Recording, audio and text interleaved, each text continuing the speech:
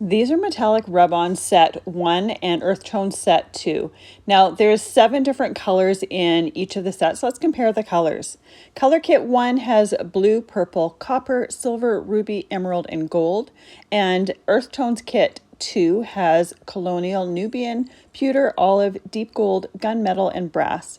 They can be used on many different surfaces. I mostly use them on paper. They can be used to color different areas or highlight different areas with a metallic finish. You can also use them on glossy paper, Fimo, ceramic, wood, and any like hard craft surface. They're easiest to apply with your finger because as you're rubbing them with the heat of your finger will soften them a little bit and you'll get a little bit more color. If you don't want the mess, you can use makeup applicator.